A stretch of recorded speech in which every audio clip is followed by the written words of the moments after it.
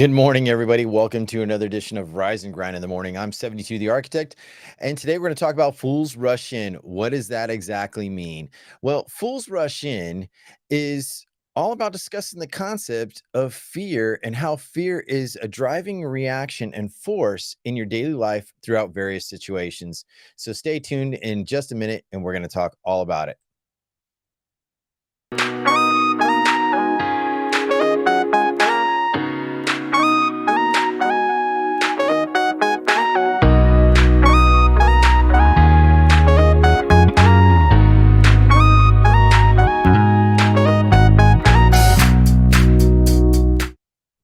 All right, everybody. How y'all doing this morning? It's Monday. What is it? November 14th. That's right. Halfway through the month already. And it's really early for me, 3:30. Usually I start at 6 a.m. Pacific Standard Time, which is about 9 a.m. Eastern.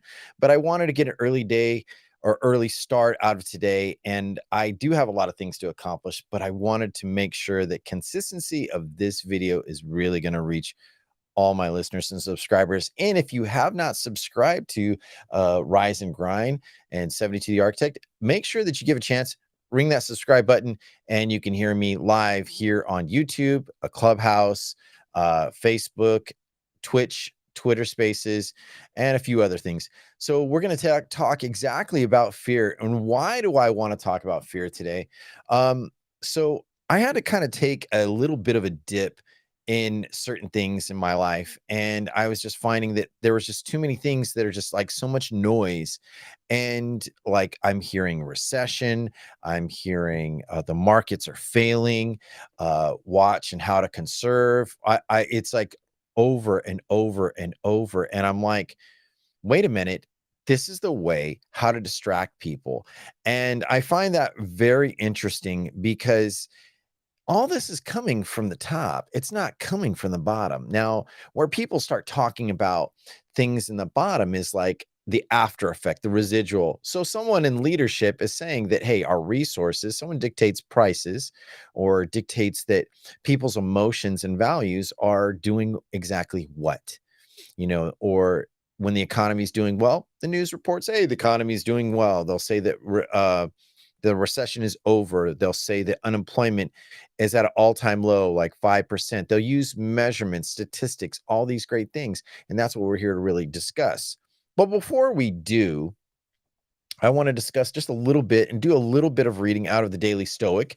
And you can purchase this readily. I am not paid. I'm not sponsored by Ryan Holiday or the Daily Stoic. So this is just something I add into my shows and to give you perspective. So today is titled, for November 14th, it's titled, You Choose the Outcome. And I feel that's really an appropriate talk or topic just in itself. So it says, he was sent to prison, but the observation, he has suffered evil, and in addition to coming from you. Epictetus Discourse 3.8, 5b through 6a. Now, Ryan goes on to describe the situation. He says, this is a classic Stoic thinking. As you gathered by now, an event itself is objective. How we describe it, and then that is what unfair, or is it great calamity, or is it that they did it on purpose, is on us. Malcolm X, then Malcolm Little, went into prison and a criminal, but he left out an educated, religious, and motivated man who would help the struggle of civil rights. Did he suffer an evil, or did he choose to make his experience a positive one? Acceptance isn't passive. It's the first step in the active process towards self-improvement. Whoa. Now that's a very, very impressive question, I have to say. And I definitely will say that it poses a question. Will I add negative thoughts on top of my troubles? And I think that's very appropriate, especially for today. Now, I'm just going to be really clear, ladies and gentlemen. I am really fed up. Honestly, I'm really fed up with the talk of fear. I've lived in fear most of my life. Fear motivated me to do a lot of different things, make a lot of choices that I wasn't ready for. It really developed from early on to my earliest memories from my mom saying, "We don't have enough food to eat in the house. You better eat at school," or "Make your shoes last. Don't ruin them. I can't afford." And so these things that my mom would tell me, and no disrespect to my mom because my mom is a great person, but my mom was only reacting to the situations at hand. And when I was growing up in the 70s, 80s, and 90s, when I finished high school, going through the 70s was a difficult time because my parents split up, but it was because of the resources. And I slightly remember the gas lines. I remember um, at a time where I felt like we'd sit in a gas station line, and sometimes it'd be for an hour. I don't know. Sometimes my mom would get us like really, really early just to go get gas for the day. And I remember driving this old gray primered beat up Ford van. It looked like a car. Basically was a cargo van. And this is how it had 2 seats in the front and everything else was in the back. Like my mom tried to put carpet and things so that we could just sit back there. And that was at a time where seatbelts and seatbelt laws were not so enforced, but they were there. So anyhow, going back to those days, my mom, just recently getting divorced, splitting up, we faced reality of fear every day. From I can remember times where we were told, not being able to eat much, um, the lights being turned out, and I started learning things about bad checks. So you had to learn how to really drive yourself through fear and just survive. And when I'm thinking about this, it developed a poor mindset that I wouldn't learn until later in life, that I was like, "Hey, this is toxic." And I really had to figure out from an early age, my mom would say, "Hey, you're the man of the house. Your dad's not here." And I didn't know what that meant. Honestly, really didn't know what that meant. But the more that I look back at things, it started shaping part of my character. And so, like, when it came to food or things, or if I come into extra, I would explode and just eat it all up. Now, warp speed it to our topic today. We are fed so much information on a daily basis that it's overwhelming. If you don't have a device, like a cell phone, you don't have a tablet, you're one of the rare few. If you're off the grid, you're one of the rare few. But if you're hearing this podcast, you've had to get that. Exactly. And if you're watching me on YouTube, you'd have to get those things. And with these devices, we have all the access points that a person really could never imagine. I could have never imagined all the things that I'm into now. And when I look at all this, and when I look at the possibilities of what we have, it also comes with dangers. It takes in considerations. And fear is definitely a tool. Now, what is fear exactly? Now, according to Google, fear says, let's see, let me look real quick. Fear says it's an unpleasant emotion caused by the belief that someone or something is dangerous, likely to cause pain or threat. Now, that's the noun version, but it also is a verb. Be afraid someone or something as likely to be dangerous, painful, or threatening. Now, that right there says a lot, in my opinion.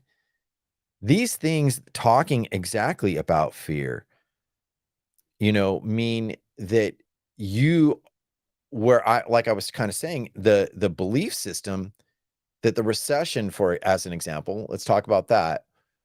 These people on the height, these projectors, people talking about the people with wealth are saying they're holding on, like I believe it was Patrick Bet-David, and he was being interviewed on Think Media, and he was talking about how Warren Buffett is holding on to money, like $100 billion or whatever, sitting on it. And I was like, why are you talking about another man's holdings and what he's doing? I don't hear that man. Warren Buffett, if you want to know anything about him, he doesn't really go on to too much media. When he speaks, it's like, hey, It's out of resilience. And this man is like 80 years old, I believe, or older. And what I've learned about the wealthy, and I'm not extremely wealthy. I'm developing wealth. What I've learned about wealthy is they don't talk about money so easy. But there's other people who talk about them, who talk about their methods of what they're doing. And these peddlers, and that's what I call them, peddlers of misfortune, cause this momentum you better conserve. Watch what you eat. Um, things that should have been in consideration all along.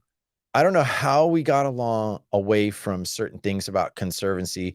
Like, for example, having a pantry, storing up food for the winter, understanding your profits and your holdings, your harvest for a winter and summer and spring, enjoying the now, having your resources in place. But see, fear in the modern day of technology, it's a crusher. People have developed anxiety, they've developed many different mental conditions, and we can't ignore that how those things come to be. So if I tell you the world is going to end or the sky is falling, the sky is falling, the sky is falling, and I say that enough, even if you don't want to listen to it, it is now implanted in your mind. It is an awareness trigger. So whenever you hear that, it could be subliminal. It is literally a focus point where your mind starts to shift. Do I believe? Do I get curious? Why are they saying this? And why are they saying it to me? Now, eventually, it leads into the masses of the people and leads into telling us exactly what's happening. Like, look at the current grocery markets. Like, I went into the grocery store Friday and I bought 18 eggs, cost me $7.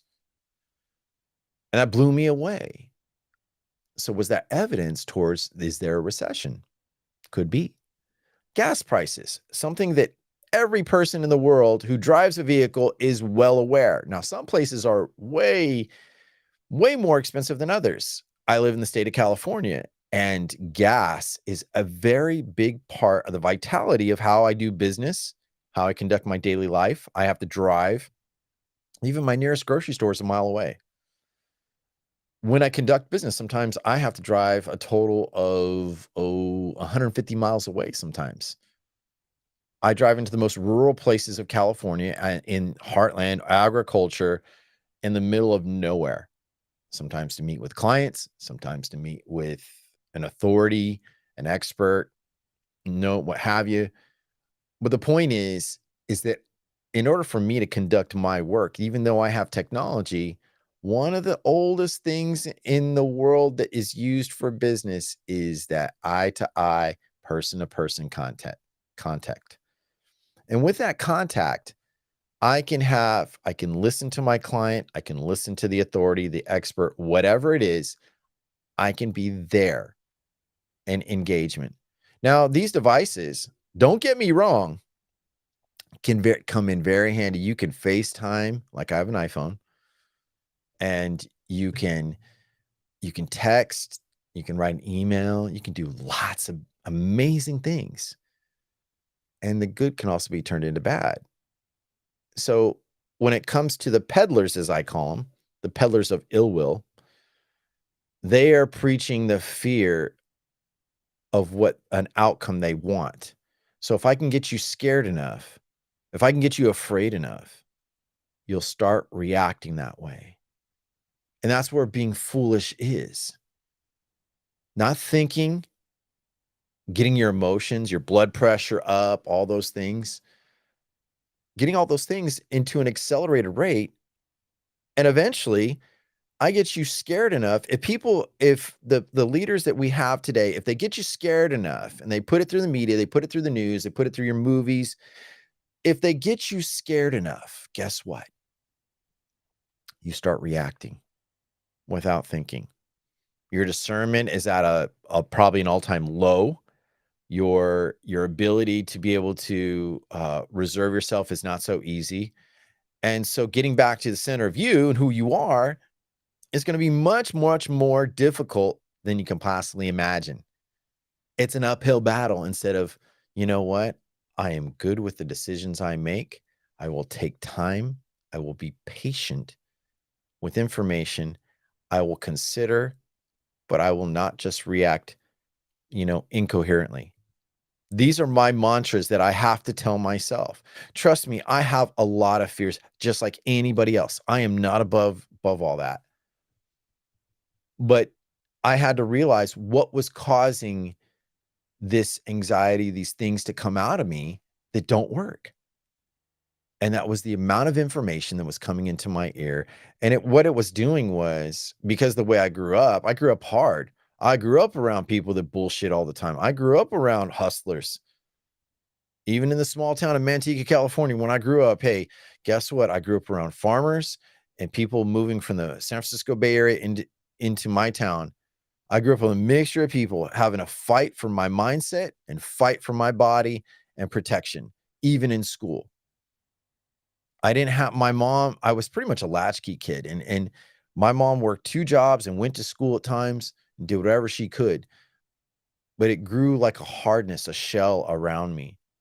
And so I was always in survival mode. So when I started to learning about exactly understanding who I am and what I do, until I started learning really about that and really focusing on what really mattered, I'd rush into anything. I would spend money faster than you could blink. I'd buy toys, I'd buy gadgets, I'd buy all kinds of things, but I never learned the personal value of a person. I never learned about how relationships really should work, the dynamics of a family, my place in life, what my profession should be, where my income, how I believe in about saving. All these are important things that are not taught as much. Now, there are families out there who have not lost their core values and who have not lost that part of themselves. But what I can tell you is that when it comes to educating yourself and let alone being in charge of your children, if I can tell you something about all that, it's not going to be from a teacher outside. It's going to start in the home. Now, a lot of you parents out there, single parents, you need a team. You really do need a team. You need community. You need the co-parent if they can be in that child's life. Then you need both of them. You need a tribe to raise a well-integrated person who can not just withstand, excuse my language, but the bullshit, but who also can be able to lead others and not making hasty decisions. So, what are examples of hasty decisions? Like I said, the sky is falling. The recession is coming. It's here. How can you ignore the prices of goods and services? Like if it costs you, for example, I went to, I think it was Burger King not too long ago. Cost me $14 to get a burger, a fries, and a large drink. And there was always incremental upsizes. Remember in McDonald's history, they used to say, would you like that to supersize that? It was like a gimmick. And then there was a documentary that was called Supersize, and they really picked apart about McDonald's and how it was a ploy to make you fat, to make you expend excessively on small incremental increases. So if you look at the price of like the base model of whatever meal you go to in any fast food restaurant, the upsize based on quantity of what you see is not really an expensive thing. So if you go from, say, like 6 ounces of French fries to 9 ounces, it could cost you, where the meal would cost you, say, like $9, it goes up to $12, just like that. Now, if you look at the size of a potato, a standard size potato, it can produce a whole, even more than what you would get. So the point is these little things that you never notice. Do you need the bigger size? Now, fear, because the recession is allegedly here. I'm not going to say that it is, and I'm not going to say that it isn't. Now that it's here, we can't ignore the price of goods and services. We are not. We are not in that position, but who's preaching it? It's easy for a wealthy person or a wealthy company to say, you know what? As in 2020, when COVID-19 was in full effect, that I believe it was like what, May or June, gas was the all-time low, almost down to $2 where I live. I haven't seen $2 in years, but give it a year and a half. No, 2 years later, almost 2 years later, this year in June, the height of gas, I think the most expensive was $6.50 a gallon. $6.50. In some places on the coast, it was $8 to $9, even 10 in certain isolated areas. That's crazy, right? So you can't ignore these signs. These things are here right in front of your face. So what can we do? Now, according to spirituality and a lot of the spiritual gurus, there are things they're talking about this thing called the Great Reset. And I'm not ignoring it. And I've been learning about these things. My girlfriend, my lady, she's been helping me try to understand in doses because, yeah, too much of this stuff makes me scared. It does not set well. What is the Great Reset? Now, according to these spiritual leaders of the world goes through a reset condition or apocalypse. Sometimes it's wiped out populations, sometimes civilizations, sometimes empires. And a part of the cosmic natural laws, they say they have to warn us, those that are in power, they have to warn us of what's coming, what they're doing to try to keep in control. If they don't, they know that this natural order, this natural cosmos thing will come in and basically wipe them out. And sometimes we believe that could be conspiracy theory. It could be like when people talk about, like, for example, the Illuminati or whatever, the powers that be. I'm not going to discredit them. I'm not going to affirm, and I'm not going to discredit them at all. But it's consideration. Now, what are examples? People are starting to, as they say, wake up, starting asking more questions. I just saw over the weekend the movie Black Panther, part 2. And what was amazing about that movie, the movie kind of bored me a little bit. I'm not going to lie. It was really long, but there were a lot of things to unpack in that. And there were warnings. I saw literally two cultures come together, Mesoamerica and Africanos come together. Eventually, first, the Sequal or Numar, I think that's what they call him. He was an anti-hero, right? What is that? Anti-hero is not the hero. He's just like, hey, he's just self-preservation. He's not a good guy or bad guy. He's just right in between, and he had to go against the family and the people of Wakanda and the Black Panther. And so he was just trying to secure his people because, according to the movie, in ancient Mesoamerica, the Mayas were invaded by the not the Aztecs, but the conquistadors. And that's just a little bit of history. But the point is without spoiling the movie, the two cultures end up coming into one or working together. They needed allies. They needed to secure people and help them. So the reset, from what I'm hearing, is basically saying that, you know what, instead of wiping everyone out, they're going to let people elevate. So how does that relate to Fool's Rush In, you might be asking? Sounds like a long explanation, right? Well, what that basically says is, it's basically telling us all that we have a choice of our consciousness. We have a choice right now, and it doesn't matter who's trying to be in charge, but they will use fear every means possible. Look at what are the hot topics today? If you go looked in the news right now, there will be a few certain names. Elon Musk, Kanye West. Those are just two names, right? Joe Biden. I'm not discrediting any of those individuals. There are more. Donald Trump, on and on and on. There are plenty of names coming across our attention. Now, some are seen as lunatics or eccentrics, crazy, old, just delusionary people according to their beliefs. But see, I'm not here to debate those things. I'm not. And some are saying, look, you cannot control me no more. You cannot have the charge of me not one more day. I'm free of all that. And what I really liked, I was watching Ralph Smart on YouTube, and he was talking about Kanye, for example, and he literally, Kanye was being interviewed, and he basically said, that Kanye is free and that there were sacrifices made for those successful people, right?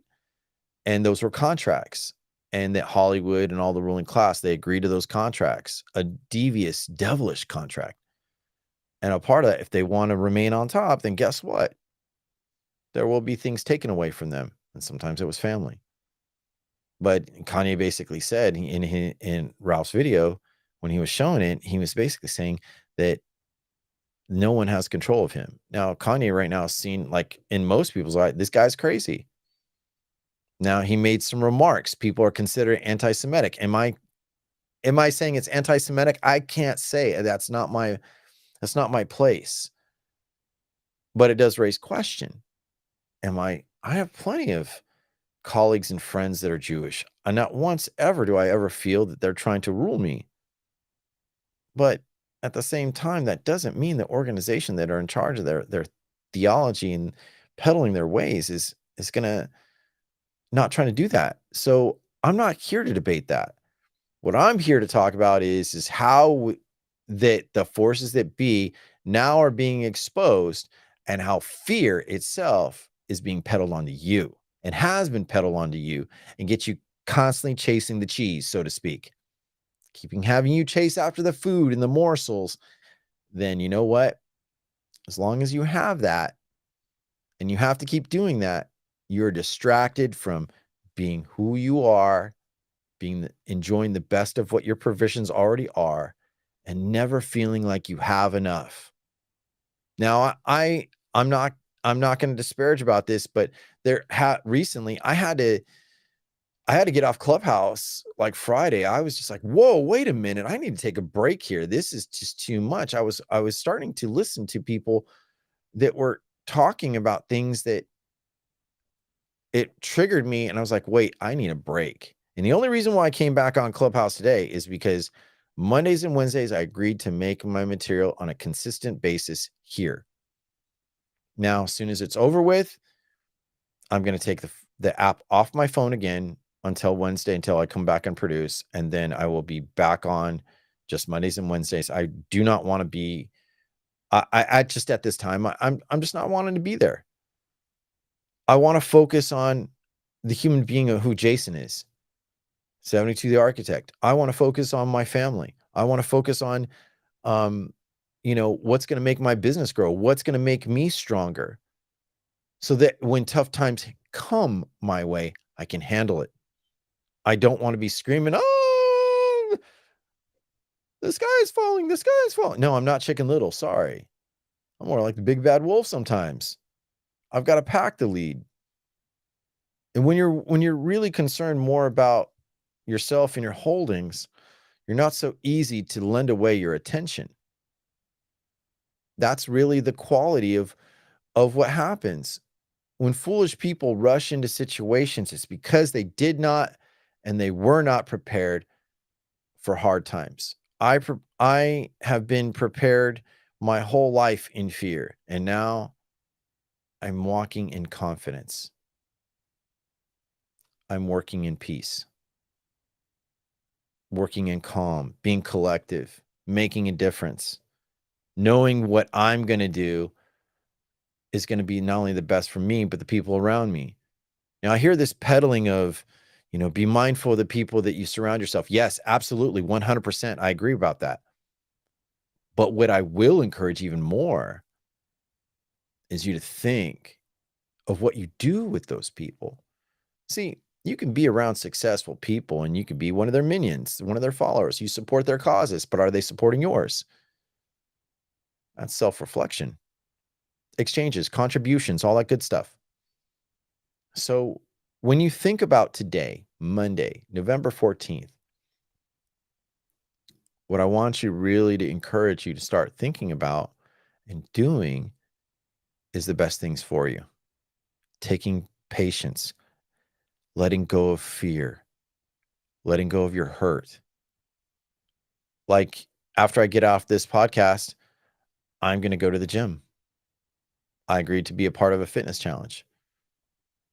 You know, my accountability is 30 minutes a day, every single day from November 1st to December 24th. What is it doing? Guess what? I'm more conscious, becoming more level-headed, not letting anxiety rule my actions, not letting fear debilitate me in which decision should I make, or laying in bed scared.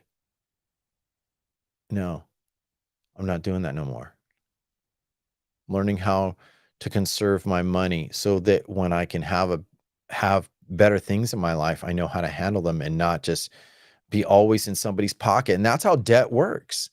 You know, there's ladies and gentlemen, let me share this, shed something.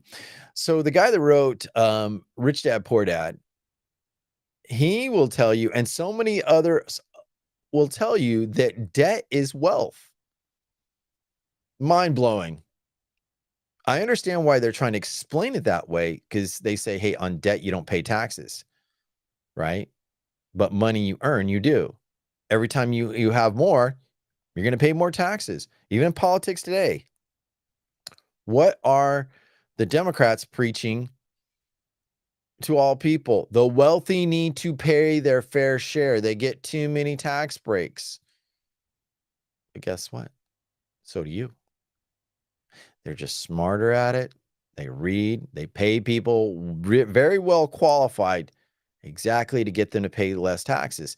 Now, my question to that is like, why would you, if you're preaching to people that you need to reduce tax, or you need to tax the wealthy and how they're taking advantage and the corporations doing this comes from the top. This is leadership, right? These are people already in place.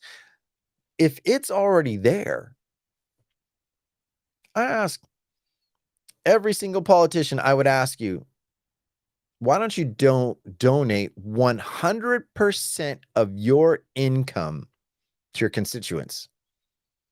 President Joe Biden, if he really wanted to, he could donate all his earnings as a president. Right now, he's already a wealthy man before he became president. Can't ignore that. Also could say the same thing as former President Donald Trump. Could say that to him. Same with Barack Obama and any other presidents alive. Same with congressmen, senators, city council. Donate 100% of your income while you're in office, or as you earned in office, to your constituents, to your, to the people that are less fortunate. If there's so much about the people, as we just had midterm elections, then why don't they do that? It's not so easy, is it? It's not so easy to donate money that you wanted a position in leadership, and now all of a sudden it'd be inconvenient.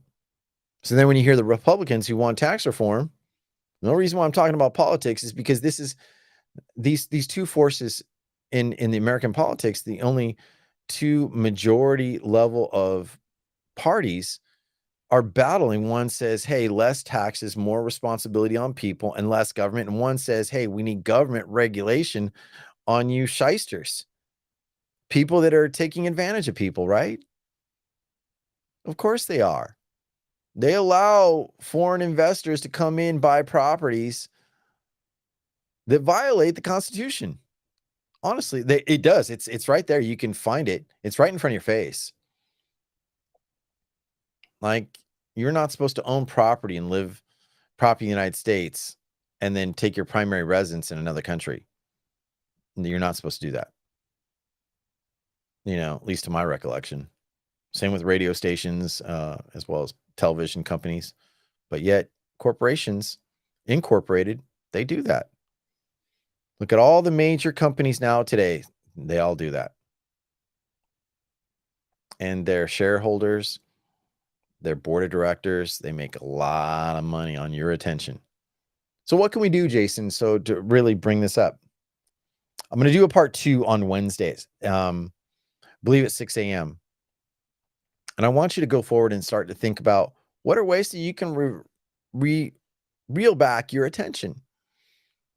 What are ways that you can start thinking about how you personally are going to affect your children and your colleagues, being with a smile on your face, not a worry. You work, whether you have your own business or not, or you're working for somebody, doing your best and encouraging the best quality work in what you do. Guess what? All those peddlers of recession start seeing trends in the market. Company value goes up, personal brand goes up. People want to invest in where they see good people work, where they know they're going to get the best bang for their buck, not just the cheapest. Like me, it's not about the name brands that I buy. It's about the brands that can stand. That's my stamp on that. Going forward, that's what I can tell you. Anyhow, I'm going to bring this show to a close.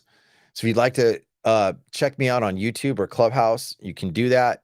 But I would love to encourage you to check out my Clubhouse or my YouTube, my Facebook, my Twitch, my Twitter Spaces. Help me subscribe. And I'd like to see the show grow. Talk about it. Leave some comments. Especially, I would love to see your feedback in YouTube. Bring up discussions. What, between now and Wednesday, what would you like to see? What would you like to talk about? Anything you want to know about Fools Rush In, bring it up. Anyhow, that's pretty much all I have. I'm going to leave a bonus conversation on Clubhouse. So if you want to join me, for those live listeners, you want to join me in Clubhouse, stop on by and we'll have a talk about it. And we'll see you next Wednesday. So I hope you all have a great day and we'll talk to you later.